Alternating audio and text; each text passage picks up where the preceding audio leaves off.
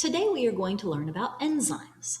An enzyme is a biological catalyst. Biological means it's used in living things, and a catalyst means that it increases the rate of a reaction. Specifically in the human body, they will increase the rate of metabolic reactions. Your metabolism is how your body processes your food and just the rate of living. Almost all biological reactions involve enzymes. All enzymes are proteins with a specific shape, and they are usually specific to only one reaction. In other words, one thing can fit into that enzyme and react, but another molecule could not fit and would not react with that particular enzyme. The part of the enzyme that acts like a catalyst and speeds up the reaction is called the active site. The rest of the enzyme just helps to make it have the right shape for the thing that reacts with it. When a reaction involving an enzyme occurs, a substrate, a reactant, is turned into a product. That's the end product. So in this picture, here is an enzyme with an active site. That's the space where this sucrose molecule can come in and react. Notice it's just the right shape for this sucrose molecule to fit. Sucrose, by the way, is table sugar. So this sucrose bonds with the enzyme and makes what's called an enzyme substrate complex. It's a very complex molecule made of, well, an enzyme and a substrate. Then the enzyme causes the substrate, the reactant, to react, and this one happens to break it up into glucose and fructose, which are your products. So your substrate is what you start with, substrate start, see, letter S, and your product is produced, product produced, PP. So substrate makes products. Then the enzyme is available to be used again. That's the cool thing about enzymes. They're not used up. They are reusable. So then the next sucrose molecule comes along, locks into that same enzyme, reacts, moves on off, and another sucrose molecule comes in. The fact that one substrate fits one enzyme is called the lock and key hypothesis. Just like a key usually fits one lock, well, and a substrate usually fits one enzyme. The lock and key hypothesis states that the shape of an enzyme is just exactly complementary to the shape of the substrate. Notice it's not the same as the shape, it just complements it, it fits it just right. Usually the names of enzymes end in ACE, A-S-E. So for example, lactase breaks down the sugar lactose. Remember, sugars usually end in ose, so enzymes usually end in ACE. They don't always match that way though. Catalase breaks down hydrogen peroxide. Okay, so there's no such thing as catalose. There's no sugar named that. In fact, hydrogen peroxide is not a sugar. As you know, you've poured it on your cup before probably. Notice how this enzyme has a different shape that will only fit this substrate to make, as we said, the enzyme substrate complex. So here's how an enzyme works. Most reactions have to get really hot before they'll react.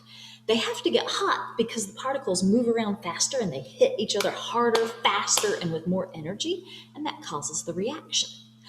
But having a very hot reaction would mean you needed to have a fever the whole time, which would eventually cause brain damage. So that's not good.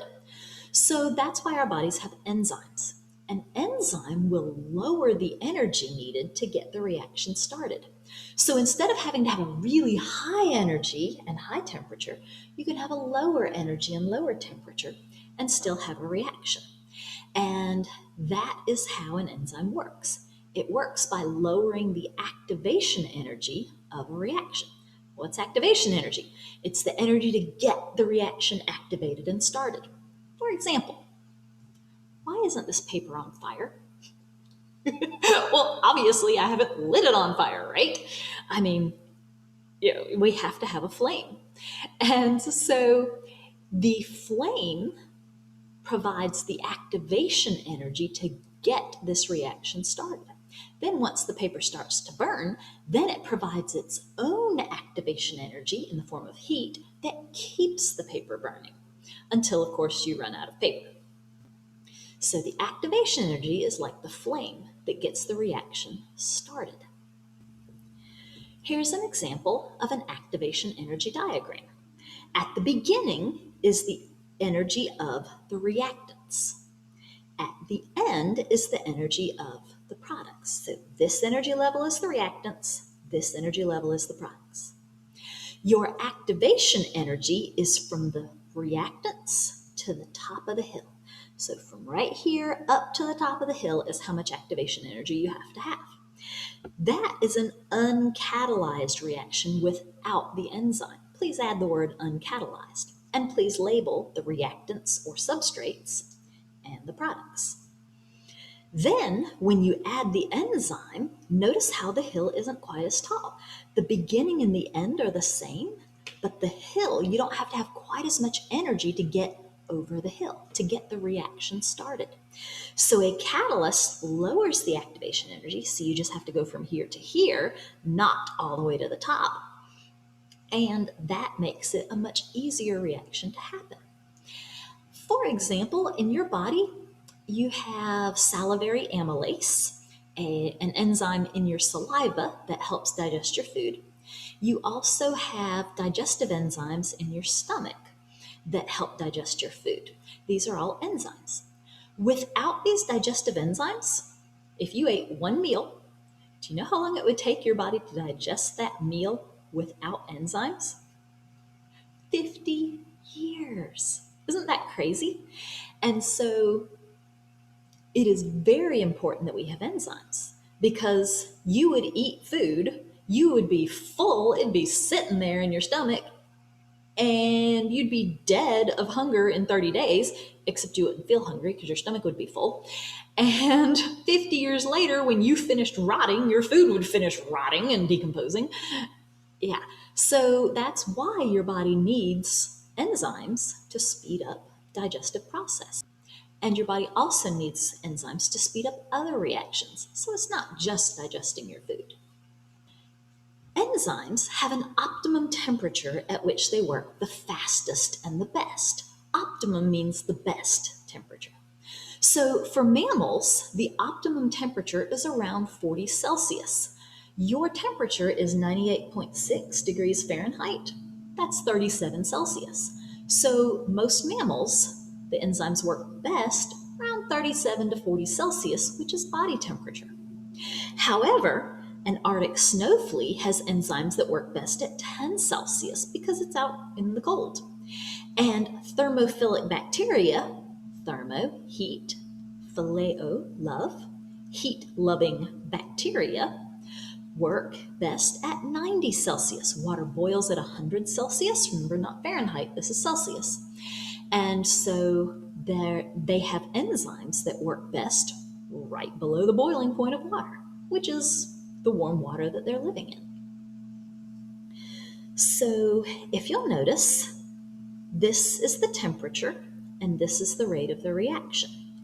And at zero, this reaction is going really slow. Remember, molecules move very slowly at low temperatures, and the hotter they get, the faster they get, and the more they bounce around, and the faster the reaction goes, up to a point, because the enzyme is what makes the reaction go fast enough. So if it's too cold, the molecules and the enzymes slow down, and it goes too slowly, and the enzyme can't help very much. But when you heat up the enzyme too hot, you would think it would go extra fast. But what happens is above that temperature, the enzyme starts to denature, to unfold, to lose its shape. Remember, enzymes have that special shape that they have to have, and if they lose that shape, they won't work. Below the optimum temperature, the reaction's too slow. Above the optimum temperature, the enzyme denatures or unfolds.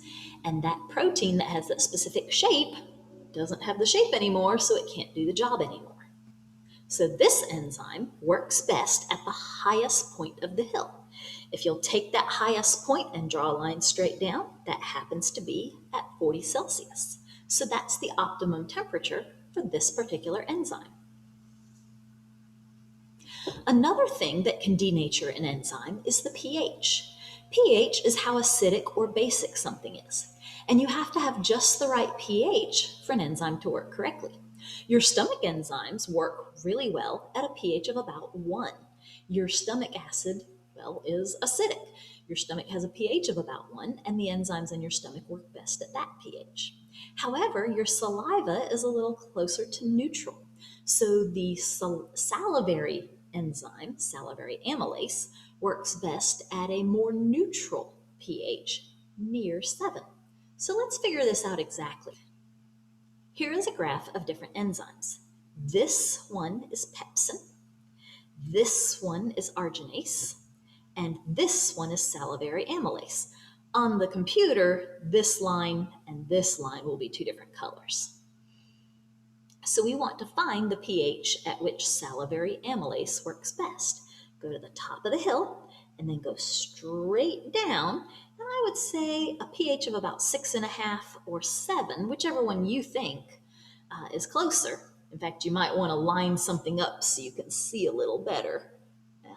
I would say 6.5. That might help you read the graph more exactly. So that's the best pH for salivary amylase. And if it gets extra acidic or extra basic, it won't work as well. You figure out the optimum pH for pepsin and arginase.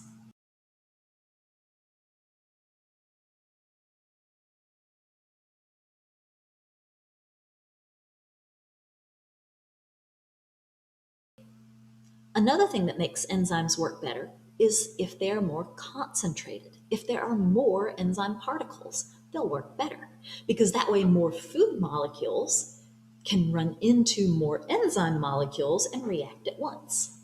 So as the enzyme becomes more concentrated, you add more enzyme to, say, your stomach, then the reaction will go faster and faster. So you see, when enzyme goes up, the rate goes up. Enzyme goes up, rate goes up. When it comes to your substrate, your reactant, for example, your food that's being broken down, the rate is also affected by the concentration of the substrate to a point. Notice how, as your substrate gets more concentrated, the reaction rate goes up, but only to a point. There comes a point when all the enzyme is in use and the speed levels out. Yeah, you have extra food, but you don't have any more extra enzymes to react. And so this maximum rate will level out, and that is the saturation point of this enzyme.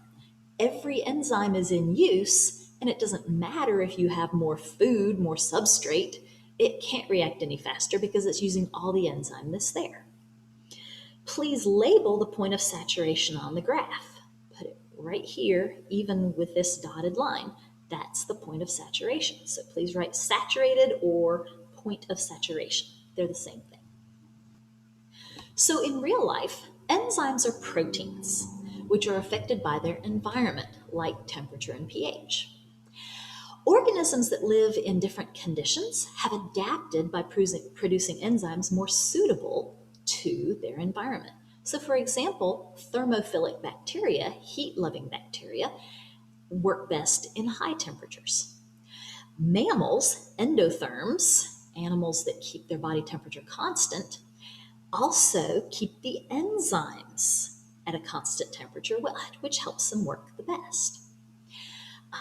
Enzymes are used for digestion, as we have already said. They are also used to protect against disease. It turns out that white blood cells are made from protein, which will speed up the destruction of germs. Now let's look a little more closely at how an enzyme actually lowers the activation energy and speeds up a reaction. So here at the beginning of the graph, these are the reactants, and here at the end, these are the products. So letter A are the reactants, F is the products. This is another activation energy graph. Here, the starting point, the reactants are here at number 3, and the products are here at number 6. So reactants are always at the beginning, products are always at the end. The activation energy is always the hill in the middle. And to find the amount of energy, it's the amount from the start, from the reactants, to the top of the hill. So here, the activation energy starts here, goes to the top of the hill, and so that number 4 is the activation energy. Here, the activation energy, you begin at the start and go all the way to the top of the hill. Sometimes they'll draw that arrow underneath the hill. Sometimes they'll draw that arrow outside the hill. It's the same thing. You'll notice they both start at this level and they both end at that level. So both letter B and D show the activation energy of this graph. Notice how this hill is a lot harder to get up, right? If you were riding a bike, you would really have to work hard here. Versus if you were riding a bike here, this would be much easier because you have a longer downhill. These two reactions, this reaction is endothermic. Hear the word thermal, thermic, heat, and endo, hear the word enter. So heat is entering. Heat is a type of energy. So we have a little bit of heat in the reactants and more heat in the products. The heat entered the reaction. Endothermic reactions are harder to happen. See how it'd be harder to ride up this hill? They have higher activation energies because you got to start here at the reactants and go all the way to the top. So the difference between the reactants and the products is your energy change. So the energy started at level A, the reactants, and ended at level F, the products. So that was the energy change of this reaction. Now, this dotted line is the energy when you have a catalyst. See how it lowered the activation energy. So instead of having to go to the very top of this hill, you go to the very top of this hill instead. So E is the activation energy of the catalyzed reaction with a catalyst, while D was for the uncatalyzed reaction. And remember, a catalyst works by lowering the activation energy. And this, the heat started low and ended high. So the heat entered the reaction, and this is an endothermic reaction. On this one, we started with high and ended with low. Ignore the hill, just where did you start and where did you end? Therefore, this one is exothermic. Hear the word exit, thermic, heat. So heat is exiting from this reaction. Your activation energy is from the start to the top of the hill. So number 4 is the activation energy of the uncatalyzed reaction. If you want the energy of the catalyzed reaction, you'll start here and go to the top of this hill. So draw a little arrow right there from this line to the top of this hill and label it number 7, which is the activation energy of the catalyzed reaction. Remember, reactants at the beginning, products at the end. And from beginning to end, the change, that is the energy change of the reaction. So this is the activation energy. Start to the top of the hill is the activation energy. Start to finish is the energy change. Remember, heat is a type of energy. Once again, this is an exothermic reaction. The heat is exiting because you end up with lower heat than you started with.